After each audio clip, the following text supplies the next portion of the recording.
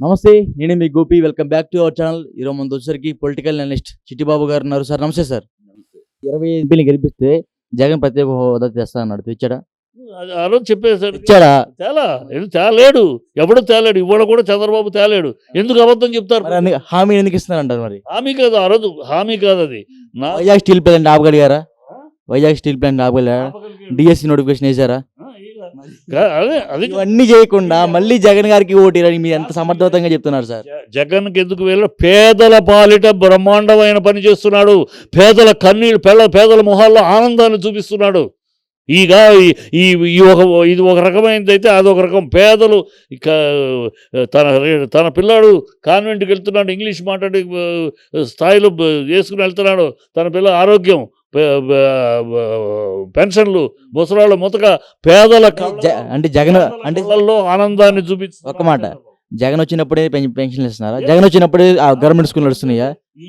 ఈ సిస్టము చంద్రబాబు పీరియడ్లో ఏనాడు లేదు. జగన్ వచ్చినాకే పెన్షన్లు కానీ అన్ని ఇళ్లకు చేరటం కానీ, వాళ్ళ కళ్ళల్లో వాళ్ళ జీవితాల్లో ఆనందం కానీ. చంద్రబాబుకి ఏనాడు పేదలు పనికిరారు. చంద్రబాబు డబ్బున్న వాడిని తన పక్కన కూర్చోబెట్టుకుంటాడు, డబ్బున్న వాడిని మేడ మీద ఎక్కించుకుంటాడు తప్పితే చంద్రబాబుకు ఎస్సీగా పుట్టాలని ఎవరన్నా కోరుకుంటారా? ఒక దళితుడిని, ఒక బీసీని ముఖ్యమంత్రిని చేస్తారా? బీసీని జడ్జి చేస్తారా? ఇలా చిల్లర వాగులు వాగినవాడు చంద్రబాబు. చంద్రబాబుకి ఎప్పుడు డబ్బు డబ్బు డబ్బు డబ్బు డబ్బున్నాడు. ఎవడు డబ్బు వాడేలా డబ్బు సంపాదించాడు. మన అట్లా డబ్బు డబ్బు డబ్బు తప్పితే అది ఇంకోటి లేదు. పేదల మీద ఏనాడు లేదు. అందుకనే 14 ఏళ్ళ పరిపాలనలో ఆంధ్ర రాష్ట్రం ఘోరమైన ద్రోహం చేసిన చంద్రబాబు. అన్ని విషయాలు అతను ఏది చేయలేదు. ఇవాళ పేదల కన్నీళ్లు తుడుస్తూ పేదల మొహాల్లో ఆనందాలు చూస్తున్నాం కనుకే నేను ఒక కామన్ మ్యాన్గా ఓటర్గా ఆ ఓట్లు వేసేవాళ్ళు వాళ్ళే. 14 ఏళ్ళు ఆయన ముఖ్యమంత్రి చేశారంట, కాదంటలేదు. 2014 తర్వాత ముందు హైదరాబాద్ ఎంత అభివృద్ధి చేశారు? ఏం అభివృద్ధి? హైదరాబాద్ అభివృద్ధి అభివృద్ధి లేకపోతే హైటెక్ సిటీ వచ్చినాయి, ఎంత మంచి మంచి రోడ్లు వచ్చినాయి, ల్యాండ్ విలువ పెరిగిందా? బెంగళూరు చంద్రబాబు ఆయన hi tech city, Bengaluru hi tech Chandrababu ఉన్నాడా? బెంగళూరు డిఫరెన్స్, హైదరాబాద్ అడిగాను. ఆంధ్ర రాష్ట్రం విడిపాక ముందు అడిగేదాన్ని చెప్పు. ఆంధ్ర రాష్ట్రాన్ని విడిపోవటానికి డ్రామా 2 కళ్ళ సిద్ధాంతం అని. ఇక్కడ నువ్వు నీ ఆస్తులు పెంచుకోవటం కోసం హైటెక్ సిటీ నువ్వు కట్టేదేంటి? ఆ ప్రాజెక్ట్ నీది ఐడియానా? నీ ఐడియానా? జనార్దన్ రెడ్డిది శంకుస్థాపన చేసింది జనార్దన్ రెడ్డి. కాంగ్రెస్ అలవాటు శంకుస్థాపనలు చేయటం, శిలాపలకాలు తర్వాత సందర్భాన్ని బట్టి చూసుకుంటుంది. వాళ్ళకి అలవాట్లేదు కనుక ఆ లక్కీగా నువ్వు ఆ టైంకు సీఎం. ఎన్టీఆర్ టైంలో, ఒక్క నిమిషం సార్, ఎన్టీఆర్ టైంలో పోలవరం ప్రాజెక్టు శంకుస్థాపన పడింది. ఇంతవరకు ఎవరు పూర్తి చేయలేరు. చెప్తున్నాం, ఒక్క నిమిషం సార్, చెప్తున్నాను, నేను వస్తున్నా సార్. ఇప్పుడు ఎవరైతే దాన్ని పూర్తి చేస్తారో వాళ్ళ పేరే వచ్చింది. పోలవరం చెప్తాను. శంకుస్థాపన ఏంది ఎవరైనా వేస్తారు. ఎవరైతే దాన్ని ద్రోహి పోలవరం కంటే చెప్తా. కదిరి ఎమ్మెల్యే వెంకట్రావు మెడలో పోలవరం మా హక్కు అని సైకిల్ యాత్ర ఢిల్లీకి బయలుదేరితే చంద్రబాబు వాడిని నిందించి పార్టీ నుంచి బహిష్కరించి ఎన్నికల సీటు కూడా ఇవ్వాలి. చంద్రబాబు అంత ద్రోహి పోలవరానికి. చంద్రబాబు కదిరి ఎమ్మెల్యే అప్పుడు వెంకట్రావా? అప్పుడు కాంగ్రెస్ పార్టీలో ఉన్నాడు మరి. అతను కాంగ్రెస్ కాదు, తెలుగుదేశం ఎమ్మెల్యే. కొన్ని రోజులు తెలుగుదేశం పార్టీతో ఉండి అక్కడ సీటు దక్కకపోతే మళ్ళీ కాంగ్రెస్ పార్టీకి ఎమ్మెల్యేగా గెలిచాడు. అంతకు ముందు అతను సైకిల్ యాత్ర మొదలెట్టాడు. సైకిల్ యాత్ర ఢిల్లీ దాకా, పోలవరం మా జన్మ హక్కు అని. దానికి అడ్డుకున్నాడు చంద్రబాబు. ఏం సైకిల్ యాత్ర చేస్తావు పోలవరం అని చెప్పి అడ్డుకుని నిందించి అతన్ని ఆ సీట్ ఇవ్వాలి. అప్పుడు సీట్ ఇవ్వకపోతే అప్పుడు కాంగ్రెస్లో చేరాడు అతను. ఏం మాట్లాడతా తెలుసుకుని మాట్లాడండి. వెంకట్రావు ఏమి పాదయాత్ర చేస్తే ఈ నిందించడం లేదు. చరిత్ర చూడండి. మెడలో పోలవరం మా హక్కు. అంటే నిన్న విజయవాడ వచ్చి మోదీ గారు ఏం చెప్తున్నారంటే, మీ రాష్ట్రానికి దాదాపు 18,000 కోట్ల నిధులైతే ఇచ్చాము పోలవరం సంబంధించి, అవి మీరు వాడుకోకుండా దుర్వినియోగం చేశారని మోదీ గారు చెప్తున్నారు. దానికి మీరే ఉంటారు? మోడీ గారి వాల్యూ కూడా పోయింది. మోడీ గారు ఎప్పుడైతే చంద్రబాబుని పోలవరం ఏటీఎంగా వాడుకుంటున్నాడు అని చెప్పి, అవినీతిపరుడు అని చెప్పి అదే నోటితోటి నిస్సిగ్గుగా మోడీ గారి మర్యాద కూడా ఆంధ్రలో అందుకపోయింది. ఇంత నిస్సిగ్గుగా చంద్రబాబు. నేనే అడుగుతున్నా అంటే 18,000 కోట్ల రూపాయలు ఆంధ్రప్రదేశ్కి ఇచ్చారంట. ఆ డబ్బులు మొత్తం ఎటుపోయినాయి? పోలవరానికి వాడకుండానే ఎటుపోయినాయి అని చెప్పాడు. నిన్న కూడా చెప్పాడు. ఎవరు చెప్పలేదు సార్. నిన్న టీవీ ఇంటర్వ్యూలో కూడా అసలు ఈ మ్యాటరే రాలా. నువ్వు చంద్రబాబు ఏం చేశాడు? 5 ఏళ్ల పరిపాలనలో చంద్రబాబు చేసే దౌర్భాగ్యాలు ఏంటి వరుసగా చెప్తా. వాటికి సమానం చెప్పండి. చంద్రబాబు వైజాగ్ రైల్వే లైన్లు 5 లైన్లు భువనేశ్వర్లో కలుగుతుంటే మూసుకుని ఎందుకు కూర్చున్నాడు? కడప స్టీల్ ప్లాంట్కు ఐరన్ ఓర్ సప్లై దానికి లీగల్ హ్యాజల్స్ లేకుండా అది చెప్పండి అంటే ఎందుకు చెప్పకుండా నోరు మూసుకొస్తున్నాడు? దుర్గిరాజుపట్నం ఇస్రో వాళ్ళు వద్దన్నారు కనుక ఆల్టర్నేటివ్ చూపించమంటే ఎందుకు చూపించలేదు? ఇవన్నీ దౌర్భాగ్య పనులు. చంద్రబాబు చేసే దౌర్భాగ్యం అంత. చంద్రబాబు ఉన్నప్పుడు డబ్బులు ఇచ్చారు పోలవరం. ఎందుకు చంద్రబాబు డెవలప్ చేయాల? ఎందుకు చేయాలి? 5 ఏళ్ళు ఏం చేశాడు? ఏం పీకాడు 5 ఏళ్ళు చంద్రబాబు? 5 ఏళ్ళు పోలవరం. అసలు పోలవరం కేంద్రం చేయాలి. కేంద్రం చేయాల్సింది మేము చేస్తాం, రాష్ట్రానికి అప్పచెప్పండి. ఎందుకు లాగే కమిషన్ల కోసం 2017లో మళ్ళీ గడ్కరీ వచ్చి కాంట్రాక్టర్ని మార్చేదాకా దాని అడుగు ముందుకు ఇలా కాంట్రాక్టర్ నువ్వు కమిషన్ల కోసం బ్లాక్ లిస్ట్లో ఉన్న రాయపాటి కంపెనీకి ఇచ్చి ఇవన్నీ చిల్లర పనులు చేసి వాళ్ళు మాట్లాడతారు. వాళ్ళు చంద్రబాబు ఏ హక్కు ఉందని మాట్లాడటానికి? ఆయన మోడీ గారు ఇవన్నీ ఆ రోజు మరి గడ్కరీ అడిగారు కదా. గడ్కరీ పోలవరాన్ని ఇంత ద్రోహం చేశా, పోలవరానికి బ్లాక్ లిస్ట్లో ఉన్న కాంట్రాక్టర్కి ఇవ్వటం ఏంటి అని 17 డిసెంబర్ నాడు 2017 డిసెంబర్లో గడ్కరీ వచ్చి నుంచుని కాంట్రాక్టర్ని మారిస్తే అప్పుడు మొదలైంది పనులు. అంతకుముందు 14, 15, 16, 17 4 ఏళ్ళు ఏం పీకాడు చంద్రబాబు? డబ్బులు దోచుకోవడం తప్పితే. 5 ఏళ్ళు జగన్ ఏం చేశారంటారు? జగన్ జరుగుతున్నాయి పనులు, అది వెళ్ళి చూస్తే తెలుస్తుంది. 70% టీడీపీ హయాంలో జరిగింది అంటున్నారు. 70% టీడీపీ హయాంలో కాదు, పచ్చి అబద్ధం అది. 28% ఆల్రెడీ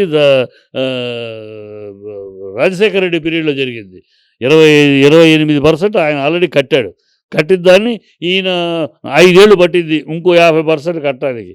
50% కట్టి అన్ని డొల్ల అన్నీ ఊడిపోయినాయి. ఆల్రెడీ డయాఫ్రామ్ అది అంటారా, డయాఫ్రామ్ అది పడిపోయింది. ఇదంటారు అవి పడిపోయినాయి, కూలిపోయినాయి.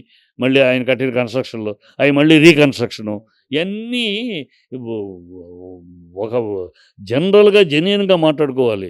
ఒకళ్ళ మీద ప్రేమతోటి ఒకళ్ళకు కాదు. చంద్రబాబు చేసిన దౌర్భాగ్యం, ద్రోహం ఆంధ్ర రాష్ట్రానికి మరే ముఖ్యమంత్రి చేయలేదు. అతను చేసిన ద్రోహం అంతా 143 కేంద్ర కంపెనీలు, కేంద్ర సంస్థలు శాంక్షన్ చేస్తే ఒక్క సంస్థలు కూడా ఆంధ్రాకి ఇవ్వాలి. అన్ని వరంగల్, హైదరాబాదు, సికింద్రాబాదు, ఖమ్మం ఇటు తిప్పుకున్నాడు తెలంగాణలో. ఒక్కటి కూడా 143 సంస్థలు ఒక్క సంస్థని ఆంధ్రాకి ఇవ్వాల. ఏం మాట్లాడతారు చంద్రబాబు? హైదరాబాదు తన సంస్థానం, అక్కడ నవాబు తన ఒక నవాబు, అక్కడ మొత్తం సంస్థానం ఏర్పరచుకొని దౌర్భాగ్యం చేసి ఆంధ్ర రాష్ట్రానికి తీరని ద్రోహం చేసి ఇవాళ నేను ఫోన్లే అప్పటికే 5 ఏళ్ళు ఆల్టర్నేటివ్ లేక ఏదో ఎక్స్పీరియన్స్ ఉందని ఇస్తే ఆ 5 ఏళ్ళు డ్రామాలు చేసి 1600 ఎకరాలు సింగపూర్ వాడికి ఇచ్చాం, వాడు సిటీ కడతాడన్నావు. ఏమైంది సిటీ? 50 అమరావతి వెళ్ళారు సార్ ఒకసారి ఆయన మధ్యలో? వెళ్ళాను నేను, వెళ్ళి ఒక 6 నెలల క్రితం. ఎలా ఉంది అప్పుడు ఇక్కడ? ఏముంది మరి, ఒక కారు వెళ్తే ఇంకో కారు పక్కకు జరగాలి. ఒక కారు ఇంకో కారు పక్కన వెళ్ళింది. ఏ రోడ్లు వెళ్ళారు? గుంటూరు నుంచి ఒక కారు వెళ్తే పక్కన వెళ్ళట్లేదా? ఒక రోడ్డు అలా వెడల్పు లేదు. ఒక కారు వెళ్తే తప్పక ఇంకా లారీ లాంటిది వచ్చిందంటే పక్కన ఆపాల్సిందే బండి. అది మీకు అప్పుడు కన్స్ట్రక్షన్ ఒక్క నిమిషం సార్, ఆ ఏరియాలో మీకు కన్స్ట్రక్షన్ ఏం కనపడలేదా? ఉన్నాయి. అమరావతి క్యాపిటల్కి అర్హత ఉన్నది కాదు. మొదటే ఆ ఎక్స్పర్ట్ నారాయణ ఎవడండి ఎక్స్పర్ట్? ఆ ఎక్స్పర్ట్లు ఇచ్చిన రిపోర్ట్ ఏంటి? అక్కడ 3 పంటలు పండే భూమి, లోతట్టు ప్రాంతం, నీళ్లు నిలుస్తాయి, ఇక్కడ కాదు, ఈ నష్టపరచద్దు, వేరే ప్లేస్ చూడండి, ఆల్టర్నేటివ్ చూడండి, ఇది కాదు అని ఎక్స్పర్ట్ ఆయన పేరుగా ఇచ్చాడు రిపోర్టు. వైజాగ్ అంటారు మీరు చెప్పేది? Vizag coastal control area sir. అక్కడే మనకి వచ్చింది గట్టిగా తుఫాన్ వస్తే మునిగిపోద్ది. బాంబే పెరిగింది. పోర్ట్ ఎప్పుడు కూడా ఏ క్యాపిటల్ అయినా పోర్టు, ఇంటర్నేషనల్ ఎయిర్పోర్టు అన్ని అందుబాటులో ఉన్నప్పుడే వాణిజ్య. మచిలీపట్నంలో బందరు పోర్టు కడుతున్నారు కదా, అందుకే పోర్టు. వైజాగ్ అనేది ఆల్రెడీ ఒక సిటీ, ఆల్రెడీ కోస్టల్ ఏరియా, అక్కడ రాజధాని పనికిరాదు. అక్కడ చెప్పినాడు బుద్ధి జ్ఞానం కడుపుకు ఆనందం తినేవాడా, జ్ఞానం అన్నవాడా. బాంబే కోస్టల్ ఏరియా ఉన్నది. విజయవాడ నుంచి బందర్ ఎన్ని కిలోమీటర్? కలకట్ట ఏ ప్రాంతమైనా సముద్ర తీరము, ఓడరేవు ఉన్నది. క్యాపిటల్గా ప్రపంచవ్యాప్తంగా ఓడరేవు, ఇంటర్నేషనల్ ఎయిర్పోర్టు ఫెసిలిటీ ఉండాలి. అది ఉన్నప్పుడే వాణిజ్యం పెరుగుద్ది, క్యాపిటల్ విలువ పెరుగుతుంది. చెన్నై, బెంగళూరు ఏదైనా చూసుకోండి, సముద్రం.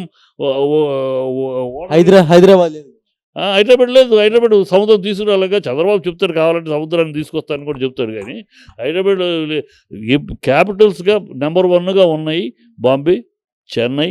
ఎందుకు ఉన్నాయి? హైదరాబాద్ లేదా? హైదరాబాద్ లేదు. ఎందుకుంది హైదరాబాద్? హైదరాబాద్ లేకపోతే నేను సంవత్సరానికి 2 లక్షల కోట్లు సంపద సృష్టిస్తుంది ఇక్కడ. బాంబే ఎంత? కంపేర్ టు బాంబే హైదరాబాద్ ఎక్కడ ఉంది? ఈయన ఉన్న హైదరాబాద్ లేదంటే హైదరాబాద్ ఉంది. కంపేర్ టు వాణిజ్యంలో compare to Bombay, compare to Chennai. ఎక్కడ హైదరాబాద్?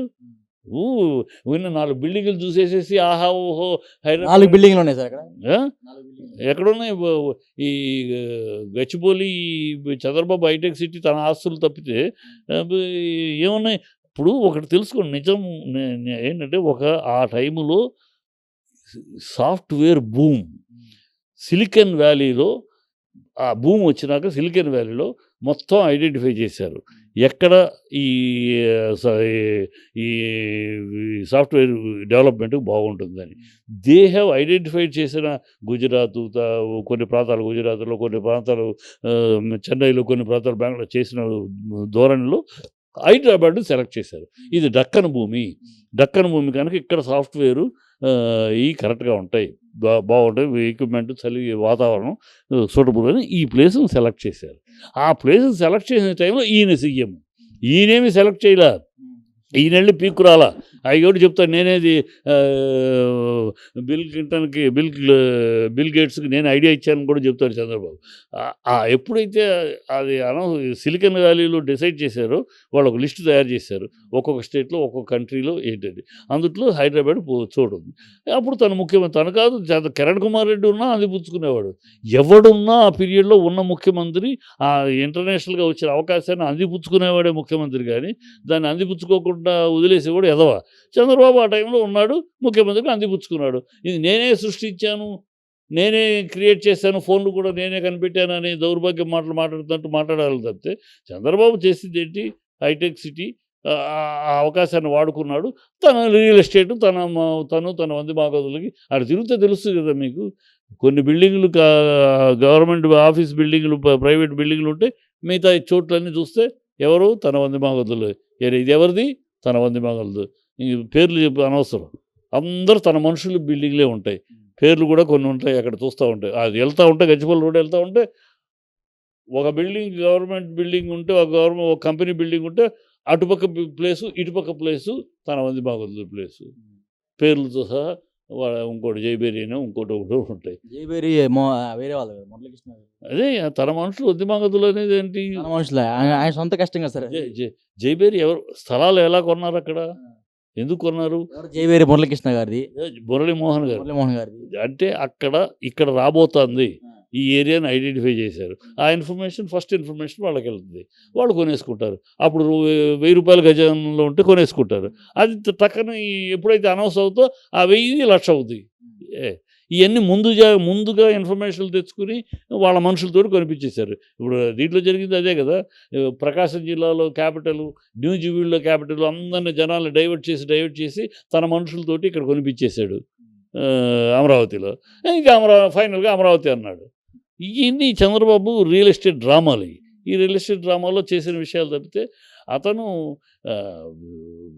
నువ్వేమి. అందుకని వాళ్ళ జగన్ గుండె మీద చేసి ధైర్యంగా అడుగుతాడు, నా వల్ల మీ ఇంటికి ప్రయోజనం జరిగింది అంటే నాకు ఓటేయండి అని అడుగుతున్నాడు. నేను ఇచ్చేసేది ఇదే దమ్ము చంద్రబాబుకి ఎందుకు లేదు? నేను 14 ఏళ్ళు పరిపాలించాను, నా బ్రాండ్ ఇది, నేను చేసిన మంచి ఇది ఆంధ్ర రాష్ట్రానికి, ఇది చూసి నాకు ఓటేయండి అడగమనండి. ఎందుకు అడగలేకపోతున్నారు? నువ్వు ఒక్కటి చేసిన పాపాను పోలేదు, భ్రమలు కల్పించావు, జనాల్ని ఎర్రిపప్పలు చేసావు. ఆ 35 గ్రామాల వాళ్ళని నీ 10 కోట్లు అయిపోతాయి, మీ ఎకరం 10 కోట్లు అయిపోద్ది, ఆ సింగపూర్ సిటీ వచ్చేస్తుంది, 7 స్టార్ హాస్పిటల్ వచ్చేస్తుంది, ఇక్కడ వచ్చేస్తే అయిపోద్ది. వాళ్ళిద్దరూ పారిపోయారు. వాడు జైల్లో కూడా ఉన్నాడు. ఆ సింగపూర్ సిటీ కడతానని ఇంతటి ఈశ్వరం సింగపూర్ మినిస్టర్ టై పెట్టుకున్నాడు, ఆడు ఇప్పుడు జైల్లో ఉన్నాడు అవినీతి మీద. ఇది దౌర్భాగ్యం. నువ్వేదో చేశాను చూస్తాను నమ్ముతారు ప్రజలు. ఎందుకు నమ్మట్లేదు వాడు చంద్రబాబుని? నువ్వు 600 ప్రామిసులు చేశావు. అదే మేనిఫెస్టో, ఇదే ముగ్గురు కలిపి మేనిఫెస్టో, నీ 3 ఫోటోలు నువ్వు సంతకం పెట్టి మరీ రిలీజ్ చేసావు. ఒక్కటి చేయలేదే. ఒక్కటి నేను చేశాను 2014లో మేనిఫెస్టోలో, దీంట్లో ఇన్ని చేశాను, ఇంకా ఇవి చేస్తాను అని చెప్పాను. ఎందుకు చెప్పలేడు? ఎందుకు చెప్పలేకపోతున్నాడు? ఎంతసేపు వాడిని తిట్టడం తప్పితే అతను ఓడించండి, నన్ను గెలిపించండి కానీ నన్ను ఎందుకు గెలిపించండి, నేను ఇది చేశాను, నా బ్రాండ్ ఇది, చంద్రబాబు బ్రాండ్, చంద్రబాబు బ్రాండ్ వల్లే ఆంధ్ర రాష్ట్రం ఇలా ఈ పనులు జరుగుతుంది చెప్పానండి. సిగ్గు శరం ఉండాలి. ఆంధ్ర రాష్ట్రానికి తీరని ద్రోహం చేశావు. మాట వెళ్తే హైదరాబాద్ నువ్వు హైదరాబాద్ హైదరాబాద్లో చేసావా, అది పెరిగింది, నువ్వు పెంచావు అసలు. ఇంకా అంతవరకు నయం. హైదరాబాద్లో హైటెక్ సిటీ వరకే మాట్లాడుతున్నాడు. ఇంకా అసెంబ్లీ నేనే కట్టాను,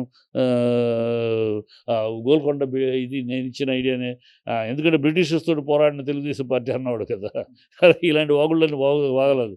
సో ఇవన్నీ ప్రజలు బాగా గుర్తించేశారు. ఆంధ్ర అంటే హైదరాబాద్ గురించి ఎందుకు మాట్లాడతారు? హైదరాబాద్ తెలంగాణ. ఆంధ్రాకి ఏం చేసావు నువ్వు? ఆంధ్రాకి ఏం చేసావు? నీకు 5 ఏళ్ళు అవకాశం ఇచ్చారు. ఏం చేసావు 5 ఏళ్ళు? తిన్నావు కూర్చుని. నీ మనుషులకి రింగ్ రోడ్డు ఆస్తులు ఏర్పరిచావు. నీ మనుషులకి అమరావతిలో ప్రైవేట్ ల్యాండ్స్ విపరీతంగా వేసి మళ్ళీ అక్కడ కులాలు చిన్న కులాలు రాకూడదు, అది కులం ఇది వస్తుందట, ఓన్లీ పెద్ద కమ్మోళ్ళే ఉండాలి. ఇవన్నీ తీసుకొచ్చి నువ్వు కాదు ప్రజలు మర్చిపోతారు అనుకున్నావు. అక్కడ మామూలు లేబర్కి ఉండకూడదు, అదంతా క్లాసు. ఇక్కడంతా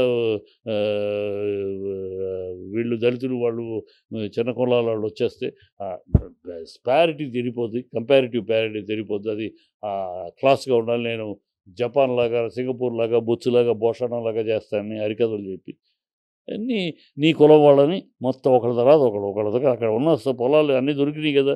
ఎవరి హెరిటేజ్ నారాయణయ్య, నీ కొడుకు, అన్నీ అక్కడ వాళ్ళ పేర్లు చెప్పి పాపం రైతులు మోసం చేసి వాళ్ళకి భ్రమలు చూపించేసి మొత్తం నువ్వు ఆస్తులు సంపాదించుకున్నావు. ఇప్పుడు నీ ఏడుపంతా అందుకే ఆస్తులన్నీ పోతున్నాయి.